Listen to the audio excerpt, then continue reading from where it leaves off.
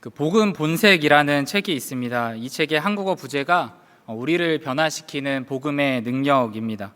그 책의 여러 내용 중에서 저의 시선을 사로잡았던 그 내용들 중에 하나가 이것입니다. 우리는 예수님의 명령으로 변화되지 않고 예수님에 대한 경험으로 변화된다.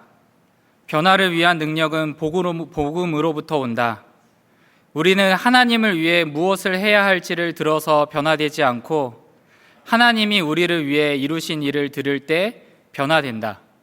어떤 문장의 이 문장의 의미가 무엇이냐면 우리가 그 하나님의 그 율법의 명령, 말씀을 따라서 변화되는 것이 아니라 해야 한다, 해야만 한다라는 그러한 말씀으로 변화된다는 것이 아니라 하나님이 우리를 위해서 이루신 일, 즉 복음을 들을 때 우리는 진정으로 변화될 수 있다는 것입니다.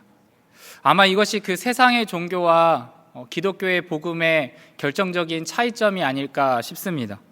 그 세상의 종교는 무엇이라고 얘기하냐면 당신의 신을 위해서, 당신이 믿고 있는 그 신을 위하여서 변화되라, 그러면 신의 인정을 받게 될 것이다 라고 이야기합니다. 반면에 기독교의 복음은 무엇이라고 말씀하냐면 하나님께서 당신에게 이루신 일, 하나님이 당신을 위해 하신 일을 듣고 믿으라, 그러면 당신은 변화된 삶을 살게 될 것이다 라고 말합니다. 그래서 이 복음 본색이라는 책의 부제가 무엇이냐면 우리를 변화시키는 스스로의 능력이 아니라 우리를 변화시키는 복음의 능력이라고 하는 것입니다. 저는 이것을 대표적으로 잘 보여주는 사건이 그 요한복음 8장에 가늠하다 잡힌 여인이라고 생각합니다. 그녀는 사실 굉장히 부도덕한 사람이었습니다. 우리가 생각하기에 따라서 많은 사람들 앞에서 수치와 모멸을 당했고 심지어 자신만 잡혀왔지 남자는 잡혀오지 않았으니까 참 불쌍한 여인이다라고 말할 수도 있지만 그녀는 도덕적인 사람이 아니라 음행 중에 잡힌 여인이었기 때문에 사실 표면적인 모습을 보면 그 당시에 주변에 있었던 그 어떤 사람보다 정결하지 않고 하나님의 인정을 받기에 적합하지 않으며 부도덕한 삶을 산 여인이었습니다.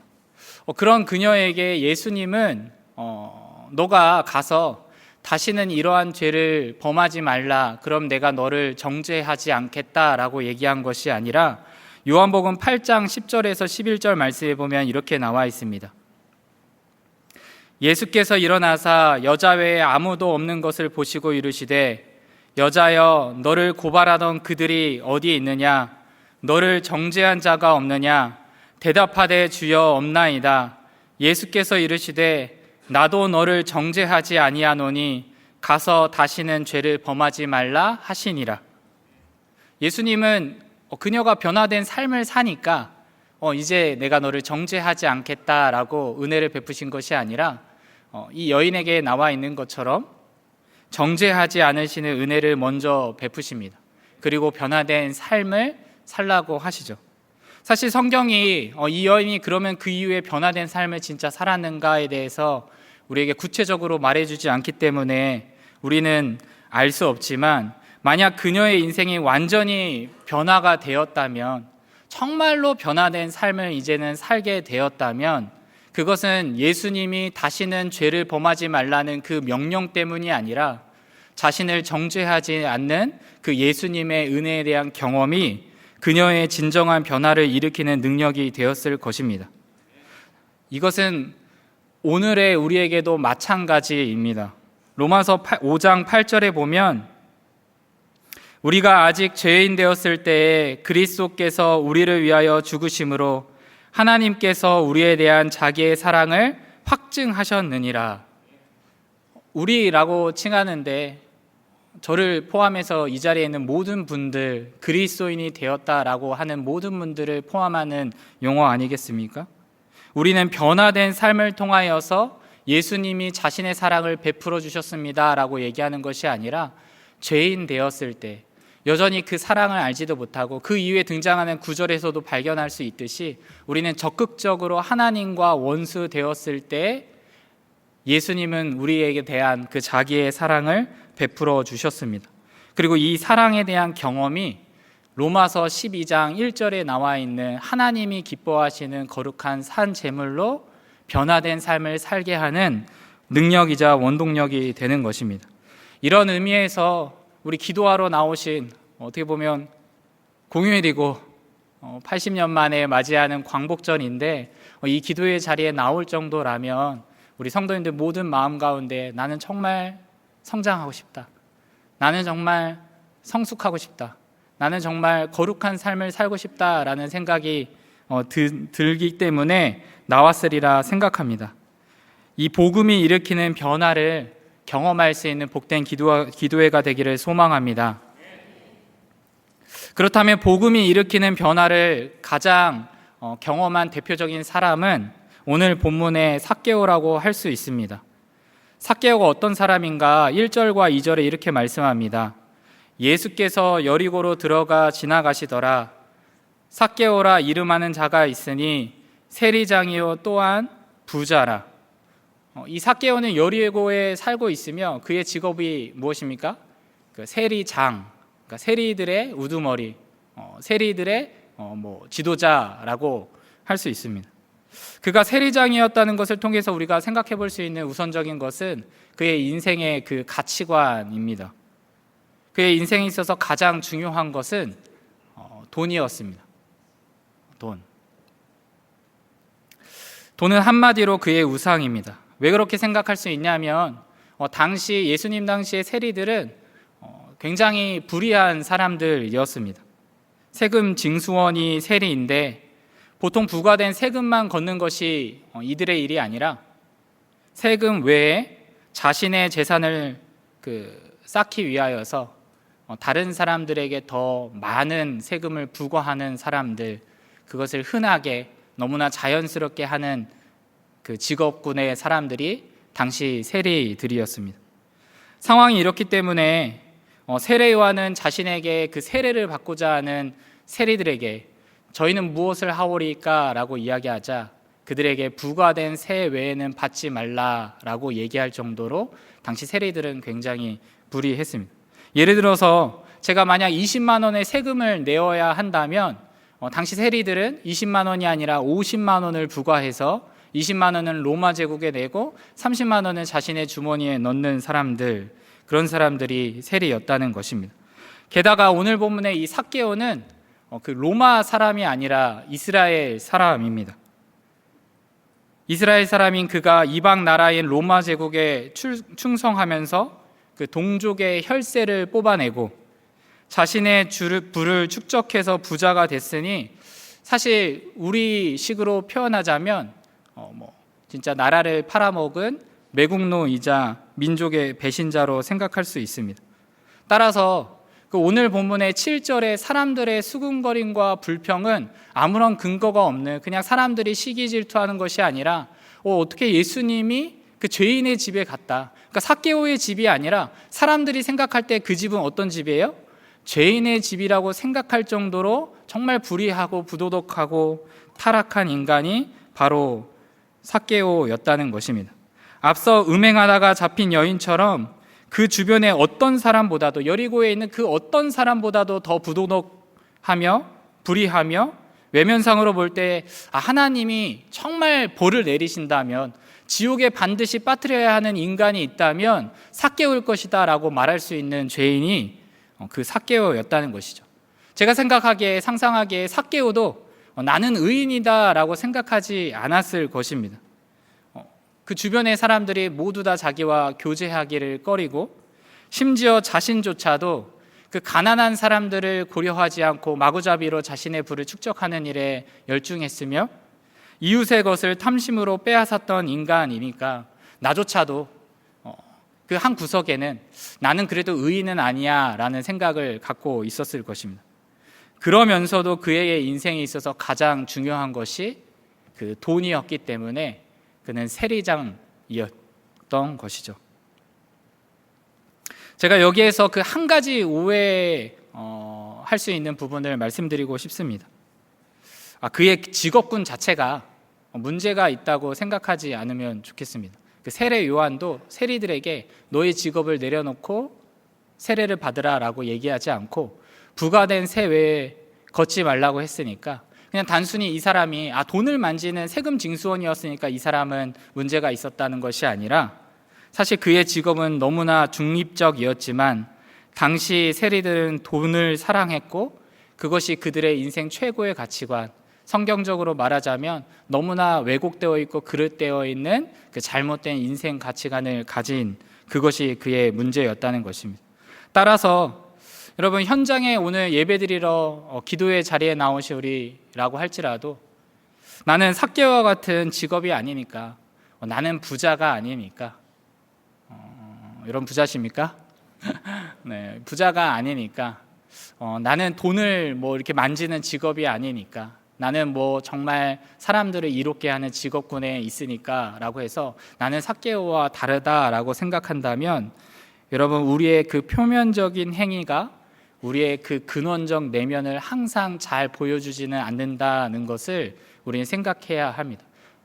예수님조차도 그 세리들만이 아니라 바리새인들에게 무엇이라고 이야기하셨냐면 누가복음 16장 14절에 바리새인들은 돈을 좋아하는 자들이라 이 모든 것을 듣고 비웃거늘 이라고 되어 있지만 예수님이 바로 앞서서 무엇이라고 이야기하셨을까요? 하나님과 재물을 겸하여 섬기지 못한다 라고 이야기하자 이들은 속으로 비웃었습니다. 왜 그렇습니까? 돈을 사랑하기 때문이죠. 따라서 우리도 혹시 내가 정말 돈을 사랑한다면 그게 꼭 돈만이 아니라 하나님보다 다른 무엇을 내가 더 소중히 여기고 그것이 없으면 내 인생은 너무 불행해. 그것이 없으면 내 인생은 너무나 실패한 인생이야. 그것이 없으면 내 인생은 안정을 찾을 수 없어 라고 생각하는 그것이 있다면 그것이 아마 우리가 삭개오와 같은 모습일 것이고 삭개오가 경험한 변화가 우리에게도 필요할 것입니다. 이 삭개오, 돈에 사로잡혀서 그것을 인생 최고의 보화로 여기는 삭개오가 어떻게 변화될까요? 그 오늘 말씀에 비결이 숨어 있습니다. 그 첫 번째 과정은 그 복음 자체이신 예수님께서 자신을 찾아옴을 경험한 것입니다. 사실 우리가 삭개오 하면 떠오르는 것이 무엇일까요? 키가 작다, 그 나무에 올라갔다 정도가 아마 가장 떠오를 수도 있습니다. 하지만 만약 그 삭개오 당사자에게 당신의 인생에서 정말 가장 기억나는 한 가지가 있다면 무엇이 기억납니까? 라고 물어본다면 아마 그는 주저하지 않고 그 여리고에 예수님이 오셨고 더욱이 그 예수님이 자신을 찾아오신 그날을 이야기할 것입니다. 왜 그렇습니까? 비록 삭개오가 그 돈에만 혈안이 되어 있어서 예수님이 그 동네에 온다고 해도 관심도 없고 아무런 무관심한 그런 태도로 일관한 것이 아니라 그가 호기심이 있었고 심지어 나왔는데 군중 앞에 사실 키가 조금 작으면 사람들이 얼마든지 배려해서 가장 앞자리로 이렇게 보내가지고 이렇게 예수님을 구경하도록 할 수 있는데 경멸을 받으니까 아마 사람들은 비켜주기를 꺼려했을 거고 그 역시도 비켜달라고 말할 수 없는 그런 삭개오.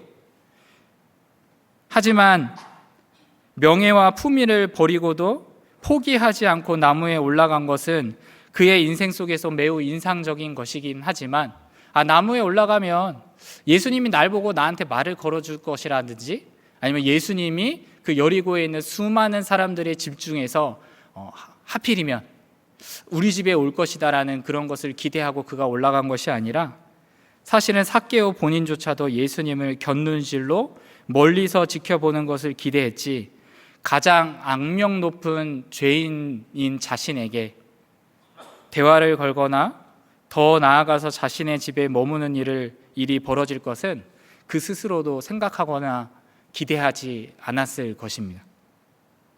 당시 문화에서 식사한다는 것은 그냥 우리가 같이 이렇게 식사한다는 게 아니라 친구가 된다는 의미였기 때문이죠. 예수님은 삭개오를 찾아가셨는데 그것이 5절 말씀에 나와 있습니다. 예수께서 그곳에 이르사 쳐다보시고 이르시되 삭개오야 속히 내려오라. 내가 오늘 내 집에 유하여야 하겠다 하시니. 제가 이 말씀 볼 때 늘 떠오르는 것은 참 예수님 너무 따뜻하시다. 예수님이 그 삭개오의 이름을 불러주잖아요. 아까도 말했듯이 사람들은 삭개오를 아마 삭개오라고 부르는 것도 싫어했을 것입니다. 치를 떨면서 저 죄인이 이름을 거론하기가 너무 싫었겠죠.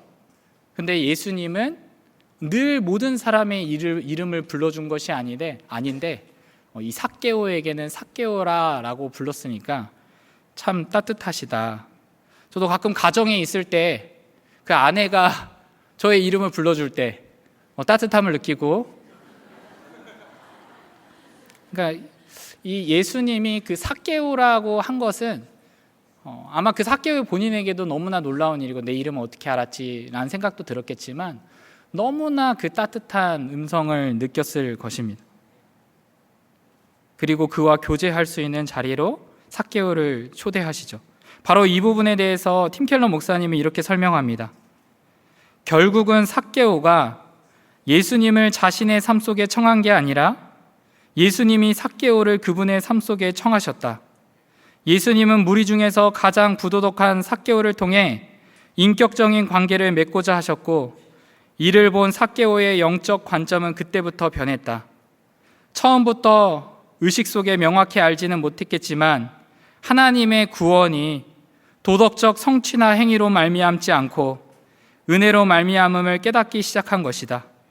이 깨달음이 번갯불처럼 삭개오를 관통하자 그는 즐거워하며 예수님을 영접했다. 여러분, 삭개오가 예수님을 초청했습니까? 아니죠. 그 예수님이 예수님의 삶 속에 그를 초대한 것입니다. 이것이 삭개오가 경험한 그 변화의 첫 번째 과정, 복음 자체라고 말할 수 있는 그 예수님께서 자신을 찾아오시고 초청하셨다는 그 은혜입니다. 그 한 속담에 의하면 그 10년이면 강산도 변한다라는 말이 있는데, 그 강산과 달리 사람이 잘 변하지 않는다는 거 여러분 아시죠? 꼭 우리 가족만이 아니라 사실은 우리의 그 완고한 습성도 잘 변하지 않습니다. 우리도 신앙생활할 때도 그렇지 않습니까? 가끔 처음 예수님을 영접해서 그 뜨거운 불이 있는 성도님들 만나면 저 역시도 도전을 받습니다.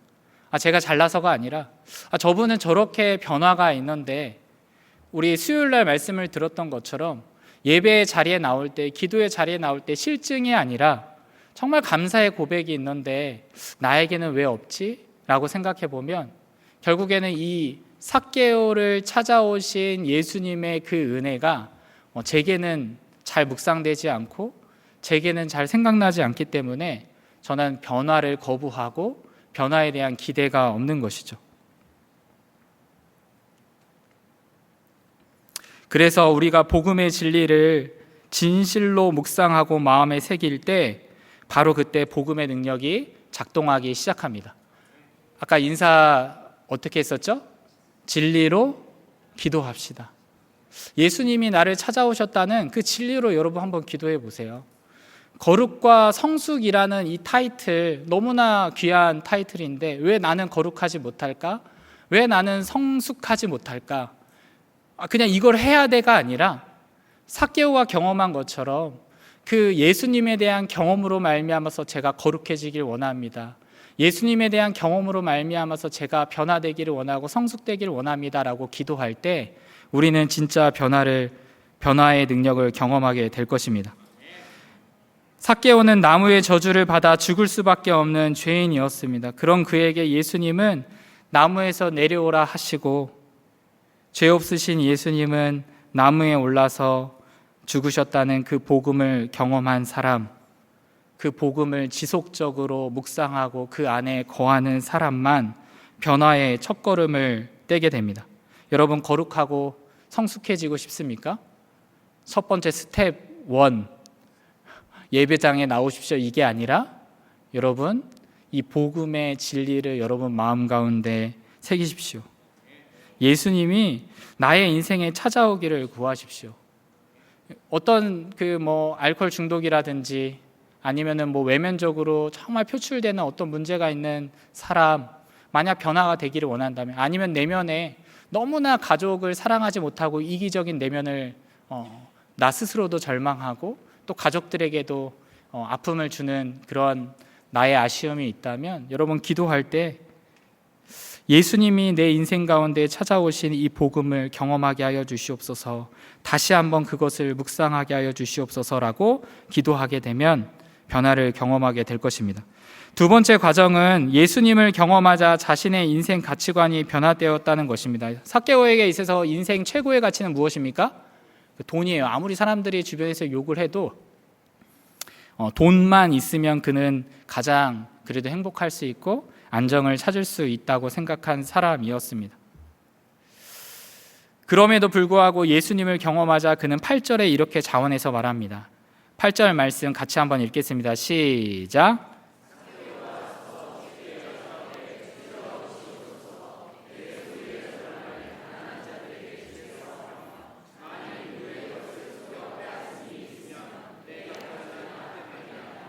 그 삭개오가 예수님께 무엇이라고 말하냐면, 주여 보시옵소서, 제 소유를 주고 갚겠나이다.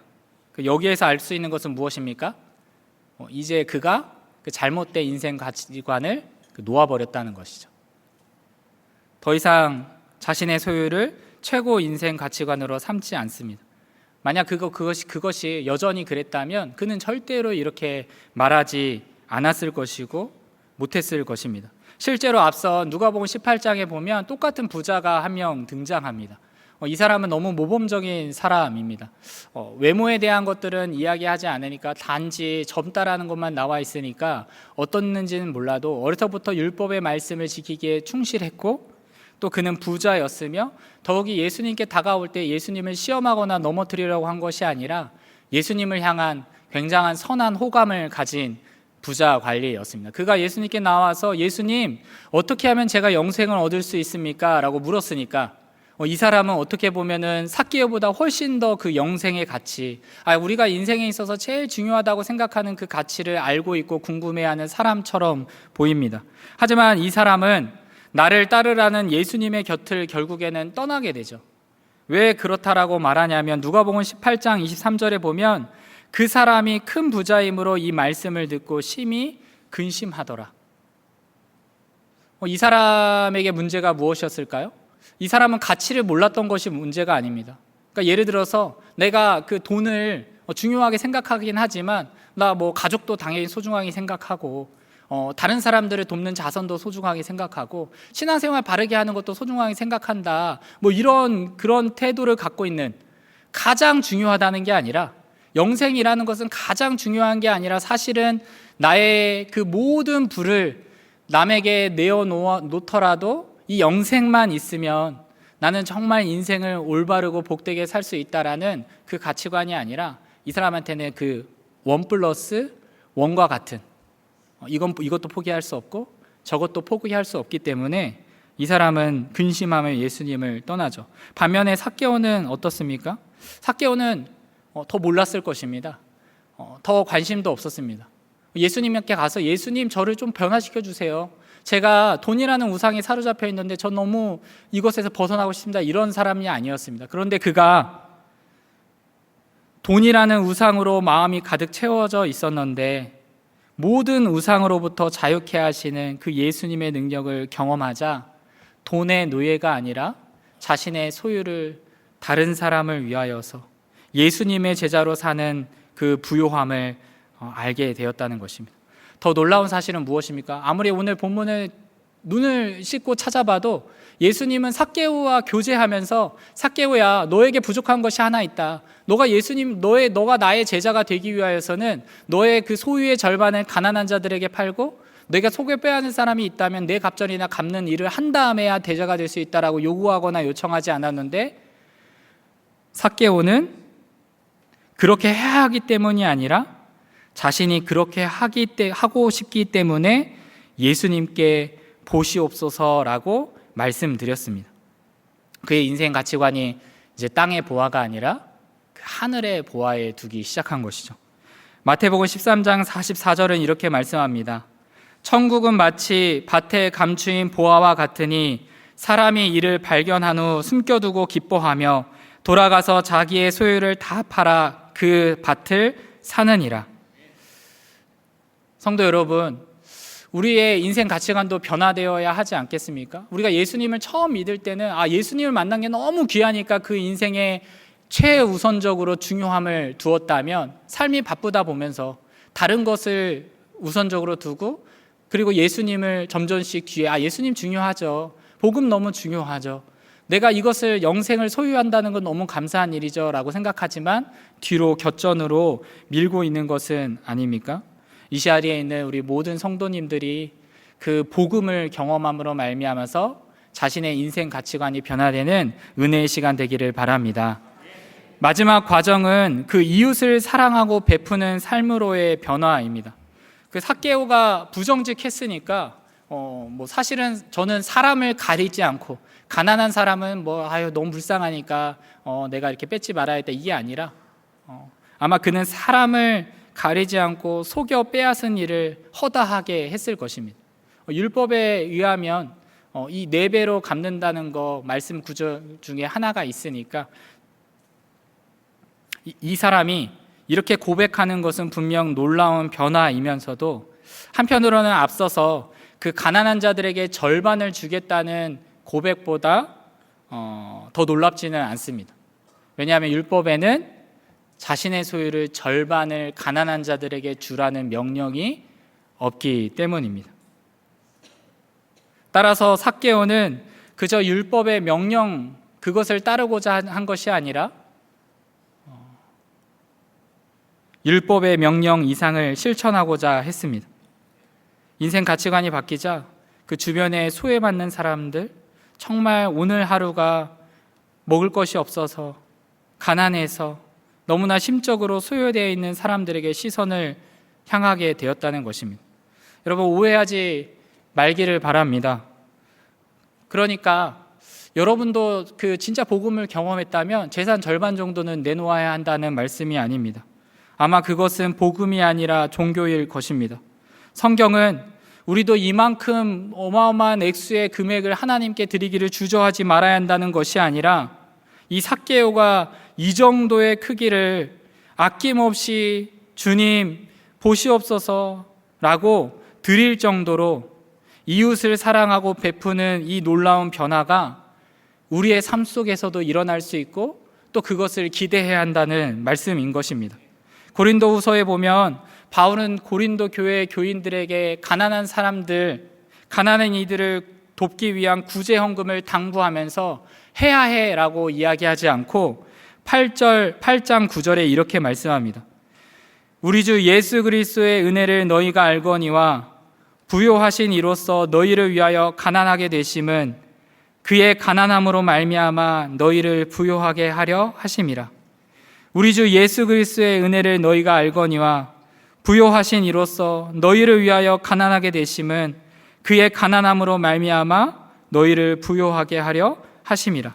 여러분, 이 말씀을 경험했던 사람이 삭개오 아닙니까? 그는 자신의 소유를 내놓게 되었지만 가난해지지 않았습니다. 예수님이 자신의 부요가 되었기 때문입니다. 이 부요함을 경험한 사람은 이웃을 바라보는 그 사랑의 시선을 경험하게 됩니다. 요한일서 4장 19절에서 21절에 우리가 사랑하면 그가 먼저 우리를 사랑하셨음이라. 누구든지 하나님을 사랑하노라 하고 그 형제를 미워하면 이는 거짓말하는 자니 보는 바 그 형제를 사랑하지 아니하는 자는 보지 못하는 바 하나님을 사랑할 수 없느니라. 우리가 이 계명을 주께 받았으니 하나님을 사랑하는 자는 또한 그 형제를 사랑할지니라. 아멘. 우리 옆에도 써 있지 않습니까? 하나님은 사랑이심이라. 무엇이 먼저입니까? 요한일서 4장 19절에 나와 있듯이 하나님이 우리를 먼저 사랑하셨다는 복음이 먼저입니다. 그래서 어쩔 수 없이 사랑하는 것이 아니라 그 사랑이 나를 부욕해 하기 때문에 주여 보시옵소서, 사랑하고 싶습니다, 사랑하기 때문에 베풀고 싶습니다 라고 말하게 되는 것입니다. 저는 서두에 소개드렸던 그 복음 본색에 등장하는 문장을 다시 한번 들려드린 것으로 설교의 결론을 맺고 싶습니다. 우리는 예수님의 명령으로 변화되지 않고 예수님에 대한 경험으로 변화된다. 변화를 위한 능력은 복음으로부터 온다.